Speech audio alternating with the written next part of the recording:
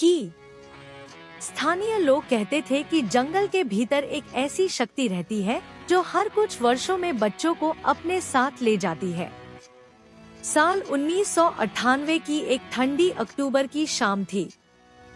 छोटे से गांव श्वार्जवाल में रहने वाला 12 वर्षीय एरिक अपने दोस्तों लीना, मैक्स और सोफी के साथ जंगल के किनारे खेल रहा था। सूरज धीरे धीरे पहाड़ों के पीछे छिप रहा था और जंगल के भीतर से अजीब सी फुसफुसाहटें सुनाई देने लगी थी। तभी बच्चों ने दूर पेड़ों के बीच एक छोटी लड़की को खड़े देखा। उसने सफेद पुरानी पोशाक पहन रखी थी और उसके लंबे काले बाल चेहरे को ढक रहे थे। वह चुपचाप उन्हें इशारा कर रही थी। उत्सुकता में बच्चे उसके पीछे चल पड़े। जैसे जैसे वे जंगल के भीतर जाते गए, हवा ठंडी होती गई और चारों ओर का माहौल भयावह हो गया। अचानक वह लड़की घने कोहरे में गायब हो गई। बच्चे डर गए और वापस लौटने लगे, लेकिन उन्हें एहसास हुआ कि वे रास्ता भूल चुके हैं। उसी रात चारों बच्चे रहस्यमय तरीके से गायब हो गए। पूरे गांव में हड़कंप मच गया।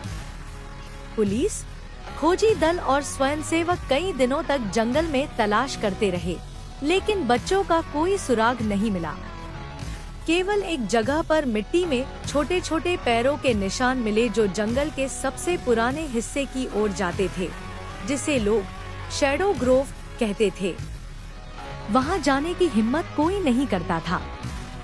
गांव के सबसे बुजुर्ग व्यक्ति हेनरिक ने बताया कि लगभग 70 साल पहले भी इसी तरह कई बच्चे गायब हुए थे।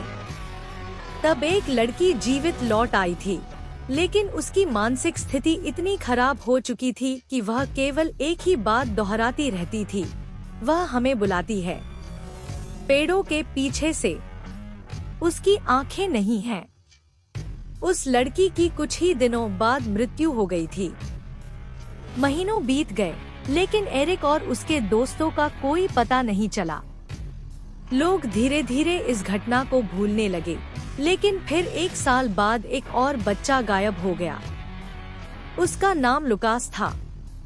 उसके माता पिता ने बताया कि गायब होने से पहले वह कई रातों तक नींद में किसी लड़की से बात करता था। वह कहता था कि जंगल में रहने वाली लड़की उसे खेलने के लिए बुलाती है। उसके कमरे की खिड़की के बाहर अक्सर छोटे छोटे गीले पैरों के निशान दिखाई देते थे, जबकि बाहर बारिश भी नहीं होती थी। यह सिलसिला वर्षों तक चलता रहा। हर बार कुछ बच्चे गायब हो जाते और कोई सुराग नहीं मिलता। फिर 2015 की तह तक जाने के लिए गांव पहुंचा। उसने पुराने दस्तावेज खंगाले और एक चौंकाने वाला सच सामने आया। लगभग 200 साल पहले उसी जंगल के बीच एक अनाथालय हुआ करता था। वहां रहने वाले बच्चों के साथ अत्याचार किया जाता था। एक रात भीषण आग लग गई और दर्जनों बच्चे जीवित जल गए।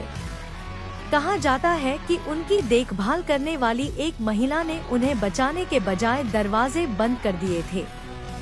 मरने से पहले बच्चों की चीखें पूरे जंगल में गूंज उठी थी। मार्टिन को विश्वास था कि गायब होने वाली घटनाओं का संबंध उसी त्रासदी से है। एक रात वह कैमरा लेकर शैडो ग्रोव पहुंचा।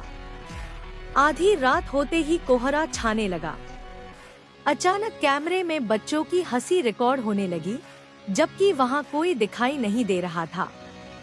फिर पेड़ों के बीच वही सफेद कपड़े वाली लड़की दिखाई दी। मार्टिन ने उसका पीछा किया और वह उसे एक पुराने खंडहर तक ले गई।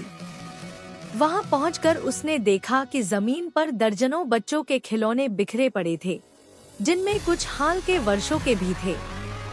तभी चारों ओर से बच्चों की धीमी आवाजें आने लगी, हमें यहाँ से निकालो। मार्टिन ने कांपते हुए पीछे मुड़कर देखा। कोहरे में सैकड़ों बच्चों की परछाइयां खड़ी थी। उनकी आंखें पूरी तरह काली थी और चेहरे जले हुए लग रहे थे। अचानक वह लड़की उसके बिल्कुल सामने आ गई। अब उसके बाल हट चुके थे और उसका चेहरा भयानक रूप से विकृत था। उसकी आंखों की जगह केवल गहरे काले गड्ढे थे। उसने फुसफुसाकर कहा, अब तुम भी हमारे साथ रहोगे। अगले ही पल मार्टिन चीख उठा और उसका कैमरा जमीन पर गिर गया। अगली सुबह खोजी दल को कैमरा तो मिल गया, लेकिन मार्टिन कहीं नहीं मिला। कैमरे की आखिरी रिकॉर्डिंग देखकर सभी दंग रह गए। वीडियो में साफ दिखाई दे रहा था कि कोहरे में दर्जनों बच्चे खड़े हैं और उनमें एरिक, लीना, मैक्स और सोफी भी थे, जो 17 साल पहले गायब हुए थे। लेकिन वे बिल्कुल वैसे ही दिख रहे थे जैसे गायब होने के दिन थे। उनकी उम्र एक दिन भी नहीं बढ़ी थी। वीडियो के अंत में सभी बच्चों ने एक साथ कैमरे की ओर देखा और मुस्कुराए। फिर स्क्रीन काली हो गई और एक फुसफुसाहट सुनाई दी, ब्लैक फॉरेस्ट को और बच्चों की जरूरत है। आज भी स्थानीय लोग दावा करते हैं कि पूर्णिमा की रातों में जंगल के भीतर बच्चों की हंसी सुनाई देती है। कई पर्यटक बताते हैं कि उन्होंने पेड़ों के बीच एक सफेद